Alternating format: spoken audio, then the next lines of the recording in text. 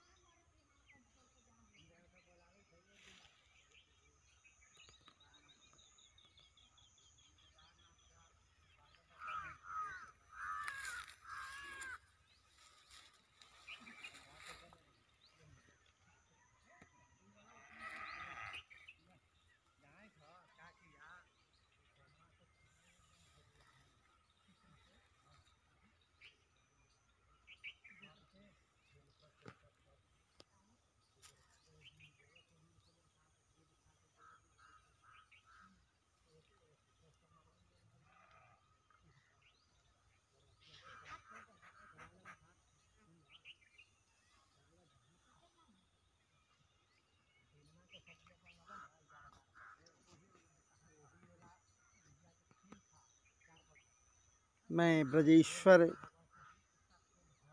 आज पुनः प्रकृति के गोद में और देहाती क्षेत्र में अपने ग्रामीण परिवेश में या फिर यूँ कहें अपने खेतों में जो उनके कृपा प्रसाद से है, ये मेरा थोड़े है, ये तो उनका है, राधा रमण लाल जी का है, बांके बिहारी लाल जी का ही तो कृपा है कि ये सब हैं। कहने के लिए तो ज़रूर हमारे हैं भैया, लेकिन मेरे हैं कहाँ। मेरे तो तब होते जब इनको मैं अपने साथ कहीं ले जाता, ले आता, हमारे पास रहते। लेकिन सब तो यहीं छोड़कर चला जाएगा आदमी, तो अपना हुआ कहाँ, अपना तो है नहीं। लेकिन जो अपना है बस उसी को तो अपना समझना है, मानना है। चूँकि भागवत जी, श्रीमदत्व संपन्न भागवत जी के प्रारंभ में ही भगवान वासुदेव परब्रह्म परमात्मा अखिल ब्रह्मांड नायक अकारण करुणा वरुणालय स्वयंभू श्रीमन्नारायण प्रभु के मुखार बिंद से नहीं भैया, वो मुखार बिंद से थोड़े कहीं कुछ किसी को आधान करते हैं। वो तो मात्र अपने महाराज जी, क्या बात है, इच्छा भी नहीं उनके पास है, मात्र उनका हृदय है। और उस हृदय में यदि कोई लग गया तो हृदय में उत्पन्न हुए उपजे संकल्पों के आधार पर ही महाराज जी किसी भी कोई चीज़ को, किसी प्यारी वस्तु को या फिर वैसी वस्तुएं या फिर वो महाराज जी भगवत तत्व से ओतप्रोत बातें सामने वाले के या किसी के भी हृदय में आधान कर देते हैं, मात्र संकल्प मात्र से। और जब संकल्प मात्र से महाराज जी ये चतुश्लोकी भागवत महाराज जी जब ये ब्रह्मा जी को, क्या बात है, ब्रह्मा जी के हृदय में ब्रह्मा जी को आधान कर दिए संकल्प मात्र से। चतुश्लोकी सामान्य नहीं है महाराज जी, 4 ही श्लोक में पूरो को पूरो भागवत है। श्रीमदत्व संपन्न ये भी है। चूंकि ठाकुर जी के मुख से निकलने वाला कोई भी चीज है वो श्रीमदत्व संपन्न न हो सो बात नहीं है। चूंकि चिंत अचिंत भेदों से रहित ठाकुर जी सदैव अपने भक्तों के हृदय में वास करते हैं और भक्त भी इनके हृदय में ही निवास करते हैं। तो इस प्रकार से ये आधान कर दिए चतुश्लोकी भागवत ब्रह्मा जी के हृदय में। अहमेवा समेवाग्रे नान्यद जत सत्परम पश्चादहम जदे तच्च यो वशिष्येत सोस्म्यहम् ऋतेर्थम जत प्रतीयेत न प्रतीयेत चात्मनि तद्विद्यादात्मनो मायाम यथाभासो तथात्म। इस प्रकार से ये चतुश्लोकी भागवत को आधान कर दिए ब्रह्मा जी के हृदय में। और ब्रह्मा जी महाराज जी वो चतुश्लोकी भागवत का आधान कर दिए अपने पुत्र नारद को।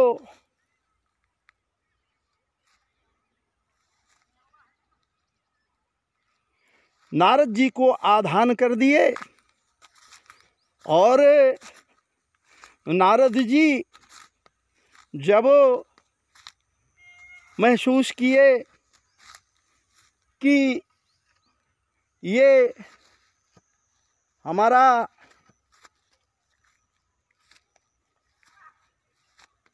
परम भक्त ठाकुर जी का परम भक्त या भगवत स्वरूप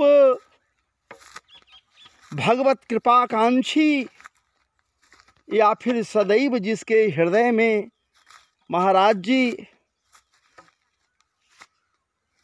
श्रीमन्नारायण प्रभु अभिराजित रहते हैं, तो ऐसे परम सिद्ध महर्षि, परम सिद्ध महर्षि, कोई सामान्य महर्षि नहीं महाराज जी, परम सिद्ध महर्षि, सिद्ध साधक महर्षि पराशर नंदन वेद व्यास के हृदय में महाराज जी ये आधान नहीं किए, संकल्प के द्वारा नहीं दिए, बल्कि उन्हें ये चतुश्लोकी भागवत प्रदान किए, दिए।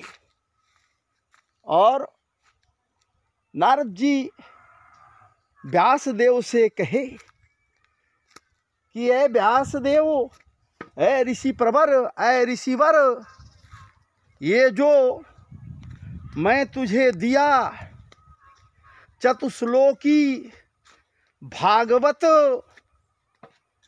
ये सामान्य नहीं है। भागवत का मतलब ही है भक्ति ज्ञान वैराग्य का सामंजस्य, या भक्ति ज्ञान और वैराग्य का सामंजस्यता।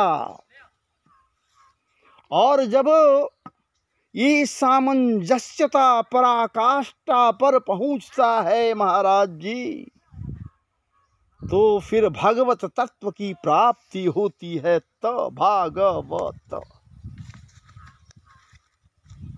और उसके या उसको समझने के निमित्त, पाने के निमित्त, जानने के निमित्त मैं तुझे ऐ मेरे ऋषि प्रवर आपको व्यासदेव ये चतुश्लोकी मैं प्रदान कर रहा हूँ या किया। ये सिर्फ आपके लिए नहीं है, वर्ण अपितु ये समस्त के समस्त शुभेक्षु, समस्त के समस्त प्राणियों, समस्त के समस्त मानवों, चराचर जीव जंतुओं के कल्याणार्थ इस चतुश्लोकी को मैं आपको प्रदान किया। और आपका जो असंतोष बना हुआ है, आप पूर्ण रूप से असंतोषी हो गए हैं, संतुष्ट आप नहीं हैं। 17 पुराणों की रचना आपने की, अनेकानेक महाराज जी इतिहासों या फिर शास्त्रों की भी आपने रचना की। आपके द्वारा जो कृतियां की गईं महाराज जी, वो अपने आप पर अविस्मरणीय है। अगर मनन किया जाए, श्रवण किया जाए तो अविस्मरणीय है, सब ठीक है। लेकिन एक बात इतना तो जरूर है कि उससे जब आपको संतुष्टि नहीं हो रही है तो उसको मनन करने वाले, श्रवण करने वाले, अध्ययन करने वाले लोगों को कितनी संतुष्टि होगी। आप समझ लीजिए महाराज जी, संतुष्टि तो होनी नहीं है। इसलिए नहीं होनी है क्योंकि उन रचनाओं में, उन कृतियों में भगवन नाम का संकीर्तन नहीं है। भगवत चरणारविंदे में अनुराग हो जाए, ऐसी कोई परिकल्पनाएं उनमें नहीं हैं। भगवान के लीला माधुर्य का भी कोई चर्चाएं, परिचर्चाएं नहीं है महाराज जी।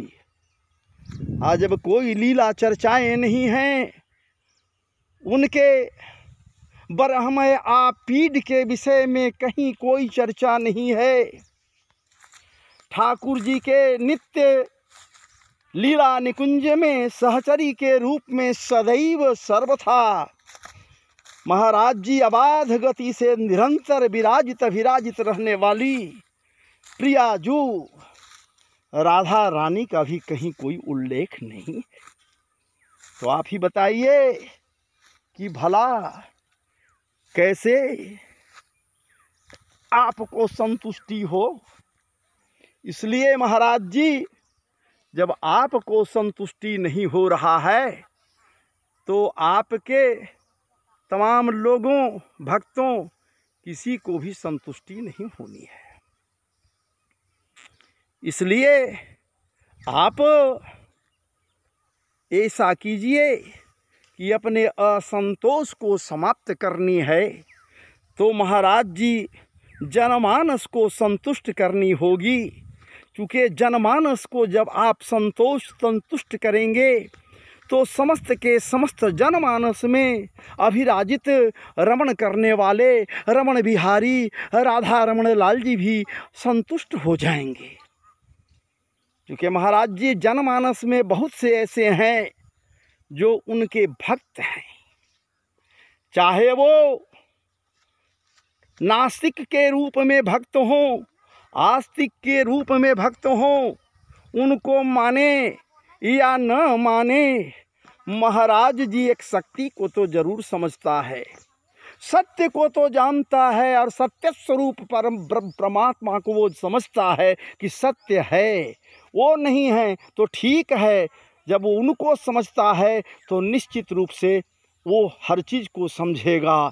और जब आप उनके हृदय को संतुष्ट करेंगे, उनके मन को संतुष्ट करेंगे, ठाकुर जी के भक्त लोग जब आपके कृतियों से रचनाओं से महाराज जी जब संतुष्ट हो जाएंगे, या महाराज जी मधुर मुस्कान लिए अपने हृदय के कोमलतम झंकारों से अपने आप को परिपूरित करते हुए राधा रमण लाल जी के समक्ष उस झंकार को जब परिवर्षित करेंगे महाराज जी, तो आप तो तृप्ता पान करेंगे ही और समस्त के समस्त जनमानस भी तृप्त हो जाएगा। और राधा रमण लाल जी तो कहना ही क्या, वो स्वयं तृप्त हो जाएंगे। और जब ये तृप्त होंगे तो प्रियाजू निरंतर सदैव अपने लालिमा लसित अधरामृत कणों से महाराज जी प्रेमामृत, क्या बात है, अनुकंपामृत का परिवर्षण समस्त के समस्त भक्तों के ऊपर निरंतर करते रहेंगे। और जब वो करेंगे तो भागवत भागवत के रूप में समस्त भक्तों के बीच में ये भागवत जी, ये उनका जो मधुरामृत है वो आकर भागवत के रूप में प्रकट हो जाएगा महाराज जी। इसलिए आप इस चतुश्लोकी भागवत 4 श्लोक का है, इसे आप महाराज जी ध्यान दीजिए, मनन कीजिए, श्रवण कीजिए या फिर मंथन कीजिए और कोई अलग से कोई ऐसा ग्रंथ का निर्माण कीजिए जो महाराज जी सारे के सारे पुराणों और शास्त्रों और सब के सब में वो उत्तम फल के रूप में प्रकाशित हो, अर्थात उसका परिचय ही हो निगम कल्प रूपी वेद रूपी कल्प वृक्ष के पके हुए फल के रूप में। एक सज्जन हमसे प्रश्न किए कि महाराज जी बार बार कहते हैं कि वेद रूपी कल्प वृक्ष का पका हुआ फल, कौन सा फल था, कैसा फल था, कैसा लगता था, क्या नाम था उस फल का? वाह वाह वाह वाह, जब साफ कह दिए हैं कि निगम कल्प तरोर गलितं फलं, वेद रूपी निगम, वेद को ही निगम कहा गया है भैया, निगम कल्प तरोर गलितं फलं, वेद रूपी कल्प वृक्ष का ये पका हुआ फल है। कोई ये फल कच्चा नहीं है, अध पक्का नहीं है, वेद रूपी कल्प वृक्ष का ये जो फल है पका हुआ, और कोई दूसरा फल नहीं भैया, बस श्रीमदत्व संपन्न श्रीमद् भागवत रूप का ये फल है, श्रीमद् भागवत रूपी फल है। उस फल का नाम क्या है? श्रीमद् भागवत। इस फल के ऊपर न छिलका है न गुठली है महाराज जी, यदि इस फल में कुछ है तो सिर्फ रस ही रस है। आपको पूर्व के वीडियो में बतलाया मैं कि भागवत जी के जो काले स्याही से लिखे हुए श्लोकों के द्वारा परिपूरित जो पृष्ठ हैं, जो काले स्याही से हैं, जो अपने तुलिका से काले स्याही से विघ्ननाशक गणेश जी, विघ्न विनाशक गणेश जी तुलिकाबद्ध किए, वो समझ लीजिए कि भागवत जी का वो काला स्याही और कोई नहीं महाराज जी, वो पृष्ठ और कुछ नहीं महाराज जी। उस पृष्ठ पर कनुआ सरकार, वो कृष्ण हमारे वासुदेव राधा रमण लाल जी हैं, कृष्ण ही काले स्याही के रूप में है। और बड़ी मर्यादा के साथ जहाँ पर महाराज जी सफ़ेद पृष्ठ, क्या बात है, बड़े प्रेम से अपने मतलब तुलिका को वहाँ नहीं घुमाए, सफ़ेद पृष्ठ छोड़ दिए गणेश जी विघ्ननाशक, तो और कोई नहीं, गौरांग सर्वांग सुंदरी, अनंतानंत ब्रह्मांड के अखिल ब्रह्मांड नायक की प्रेयसी, वो प्रियाजू राधा रानी गौरांग सुंदरी सर्वांग सुंदरी महाराज जी ही तो वो सफ़ेद पृष्ठ के रूप में। तो भागवत जी में सफ़ेद पृष्ठ और काली स्याही से जो कुछ है महाराज जी यही दोनों हैं। और उद्धव जी तो पहले ही कह दिए हैं कि घबरा मत उद्धव, घबरा मत उद्धव। अरे चूँकि उद्धव जी जब कहीं कि है प्रभु आप जा रहे हो गोलोक धाम को छोड़कर, अरे आप जा रहे हो धरा धाम को छोड़कर गोलोक धाम में, कैसे काम चलेगा? आपके भक्त आपके लिए बिललाने लगेंगे, इसलिए कि आप यहाँ धर्म की स्थापना आपके द्वारा की गई, आप धर्म की स्थापना आपने कर दी,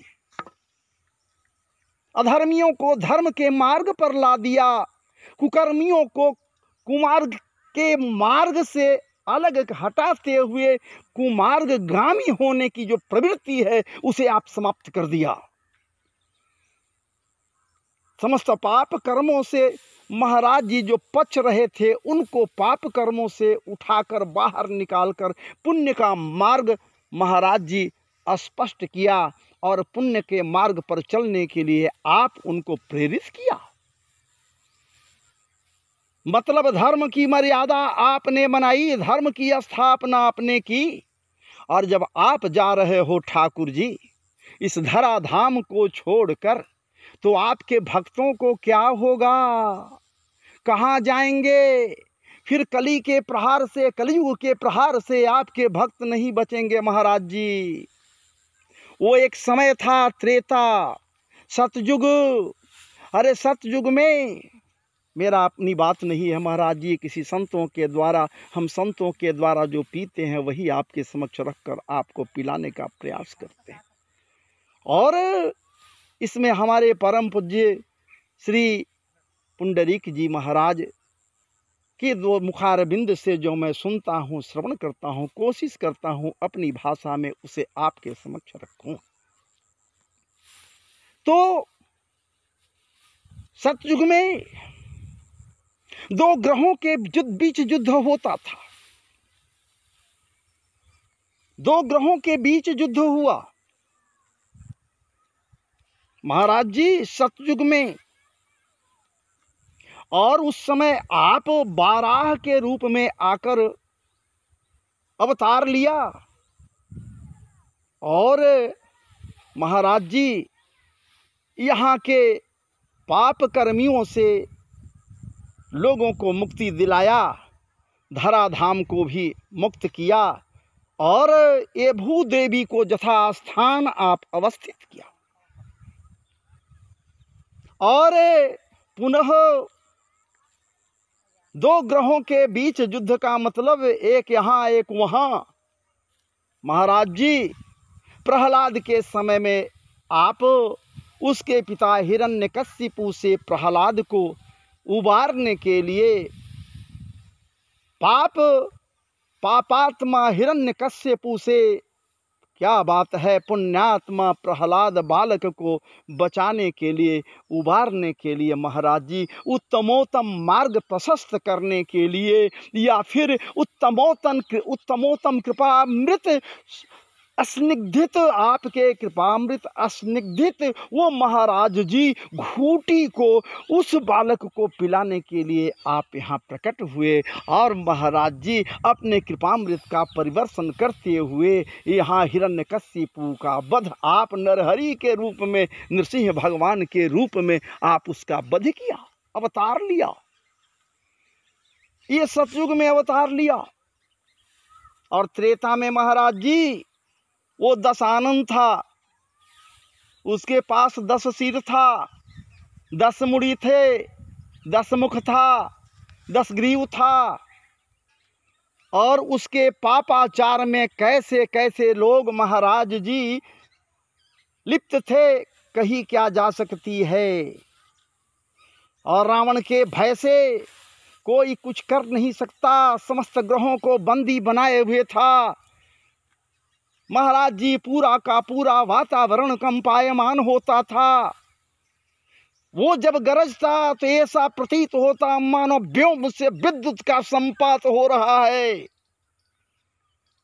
जब वो अपने मस्तक को झटकता तो ऐसा प्रतीत होता कि उसके कपोलन पर जो कुंडल हिर रहे हैं, महाराज जी विद्युत की चिंगारियां परिवर्षित कर रहे हैं। उसके क्रोध से सने हुए हुंकार में जब वो हुंकार मारता तो लोगों के कलेजा कांप जाता। ये रावण की बात थी। डगमग करता, सारे लोगों को बंदी बनाए हुए था। वो रावण एक दूसरे देश का था। तो देश और देश, एक देश और देश के देशों के बीच वो युद्ध लड़ी गई त्रेता में। आर्यावर्त से इधर से मर्यादा पुरुषोत्तम श्री राम प्रभु थे।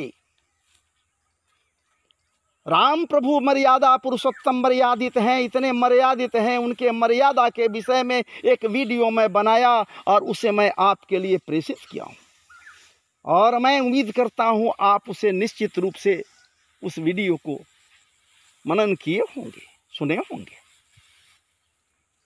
लेकिन वो दशानन था महाराज जी, दसमुख का था, त्रेता में पापी था, दुराचारी था, आता ताई था तो जरूर। लेकिन एक बात मैं कह दूं, पापी होते हुए भी माता जानकी के समक्ष वो प्रस्ताव दिया, प्रपोजल रखा विवाह करने के लिए। सुंदरी हमसे विवाह कर ले, वो प्रपोजल रखा, प्रपोज किया, अपनी कामनाओं को रखा और वैसे माता जानकी के समक्ष विवाह करने का प्रस्ताव रखा। उस समय का वो रावण दशानन है महाराज जी, और उसकी सजा उसे वध करने के उपरांत आपने दी उसे। त्रेता में राम रूप में आकर सबका संहार किया, अवतार लिया राम रूप में।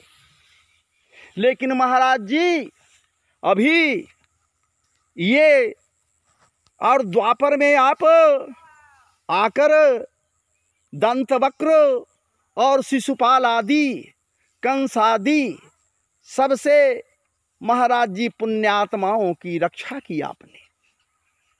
लेकिन महाराज जी अब कली आ रहा है, कलयुग आ रहा है, और इस कली काल में न कंस की कमी होगी, न पूतनाओं की कमी होगी, न बकासुरों की कमी होगी, न अघासुरों की कमी होगी।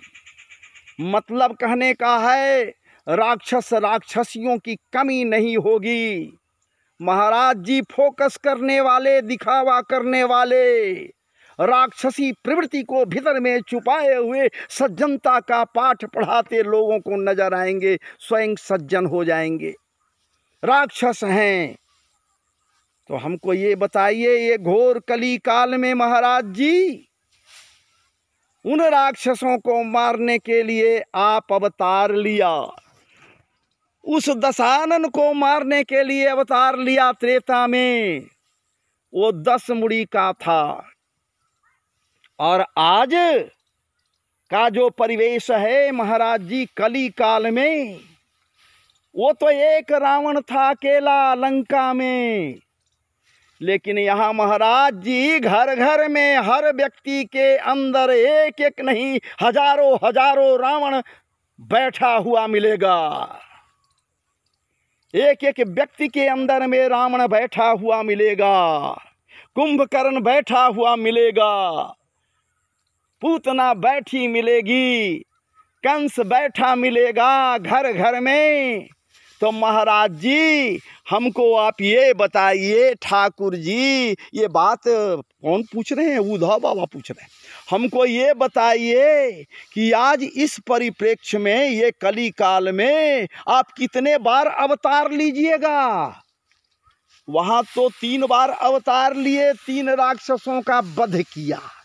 10 मुड़ी का था दशानन, वो रावण दशानन 10 मुड़ी का था। लेकिन आज जो यहाँ दशानन छिपा हुआ है सबके घर में, सबके हृदय में, ये 10 मुड़ी का दशानन नहीं है महाराज जी, ये हजारों मुंडी का है, हजारों हजार मुड़ी है। एक एक आदमी के अंदर में जो रावण बैठा हुआ है, वो रावण साधु था त्रेता का, क्योंकि माता जानकी के सामने विवाह का प्रस्ताव रखा था। वो डिस्पोजल नहीं, वो प्रपोजल रखा था। लेकिन आज का रावण जो 10 मुड़ी का नहीं हजारों मुड़ी का रावण बैठा हुआ है हृदय में लोगों के, तो ये प्रस्ताव नहीं रखेगा, और नहीं रखता है महाराज जी, ये तो बलात्कारी हो जाता है।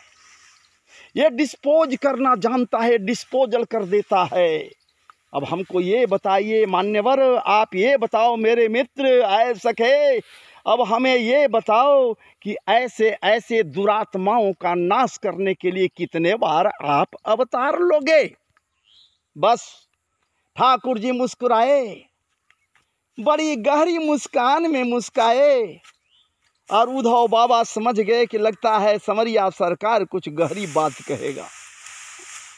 गहराई में गए भगवान और स्मित मुस्कान से मुस्काते हुए उद्धव बाबा से कहते हैं कि अरे उद्धव जी, आज का जो परिवेश कलिकाल है, यहाँ अवतारों से काम नहीं चलेगा। यहाँ अवतार अगर हम ले भी लेंगे अनेकों, तो अवतारों से नहीं काम चलेगा। कहाँ कहाँ किसको किसको एक बार में समाप्त करेंगे।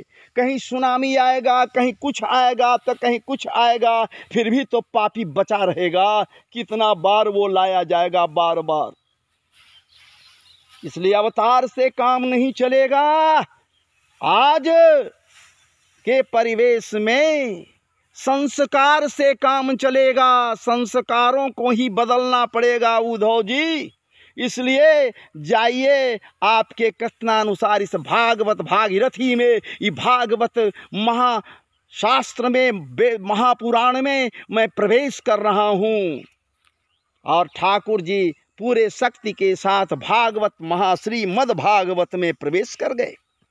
और कहीं कि उद्धव प्रवेश करने के पहले कि उद्धव, यदि मेरा नाम कोई लेगा, पूजन करेगा, वंदन करेगा, अभिनंदन करेगा, मुझसे प्रेम लेगा करेगा, तो उसको पुण्य मिलेगा, वो मोक्ष को पाएगा। लेकिन भागवत जी का एक बार किसी व्यासपीठ से कथा श्रवण करेगा, जितने लोग बैठे हुए कथा श्रवण करेंगे, एक बार में उनको मोक्ष की प्राप्ति होगी और उनका संस्कार बन जाएगा। संततियों का संस्कार बनेगा, बाल बच्चों का संस्कार बनेगा, उसके घर के समस्त परिवारों का संस्कार बनेगा, सामाजिक प्राणियों का संस्कार बनेगा, जीव जीवात्माओं का संस्कार बनेगा। और जब सबका संस्कार बनेगा तो फिर मुझे अवतार लेने की कोई आवश्यकता नहीं होगी। और ये असंस्कारी, ये राक्षस प्रवृत्ति वाले राक्षसी लोग जो हैं, ये सब के सब क्या बात है, कच्चे दीवार की भांति ढह जाएंगे। बरसात में उगे हुए ये महाराज जी छत्ते के समान ये टूट पुट कर बिखर जाएंगे। ये संस्कार ऐसा चीज है। इसलिए है उद्धव बाबा, आप ध्यान मत दीजिए, आप इतना याद रखिए कि मैं निश्चित रूप से प्रवेश करूँगा, भागवत जी में प्रवेश कर रहा हूँ। और जहाँ कहीं भी भागवत जी की कथा होगी तो काल ब्याला मुखग्रास त्रास निर्नाश हेतवे श्रीमद् भागवतम शास्त्रम कलौकीरेन भाषितम। सुखदेव जी इसका प्रचार प्रसार करेंगे, घबराने की बात नहीं है। और सुख जी और कोई नहीं है, वो तो प्रिया जी के कृपा प्राप्त। आह, क्या बात है। इस प्रकार से ऐ संतों, ऐ भक्तों, एकाएक मन में अनुराग जग गया और आपके लिए कुछ परोसाई कर दिया। क्योंकि भागवत जी में पहले बार बार कहा, इतने सुस्वादिष्ट व्यंजन हैं, जो 12 प्रकार के 12 प्रकार के व्यंजन हैं महाराज जी, 12 तरह के व्यंजन हैं, सामान्य नहीं है, स्कंध के अनुसार से हैं। प्रथम स्कंध रूपी पूड़ी, द्वितीय स्कंध रूपी पुलाव, तृतीय स्कंध रूपी तड़का, चतुर्थ स्कंध रूपी महाराज जी मालपुआ, पंचम स्कंद रूपी महन भोग आदि 12 प्रकार के विभिन्न प्रकार के सुस्वादु व्यंजन हैं ये महाराज जी। और इनका स्वाद मैं मानता हूँ कि 18,000 प्रकार के इसका स्वाद है। भागवत जी का स्वाद है, 18,000 श्लोक है महाराज जी, तो 18,000 प्रकार के स्वाद हैं। बस कोई स्वाद लेते हुए था नहीं पा सकता है कि कैसा स्वाद है, लेकिन टेस्ट करने पर ये होगा कि वो मदहोश होगा, रससार सिक्त होगा। और रस सिद्ध जब होगा और रस का पान करेगा महाराज जी, तो फिर कहना क्या है। और इस प्रकार से चलिए, अब मैं विराम ले रहा हूँ। आप समस्त भक्तों के लिए, आप समस्त लोगों के लिए इस प्रकृति के पुण्य स्थल पर बैठकर या खड़े होकर यथावत स्थिति में आपके लिए ये भागवत महापुराण के पुण्य कथाओं का परिवर्षन किया और आप इससे लाभ उठाएं। जय जय श्री राधे, जय जय श्री राधे, जय जय श्री राधे। वृंदावन बिहारी लाल की जय, कृष्ण कन्हैया लाल की जय, जय जय श्री राधे।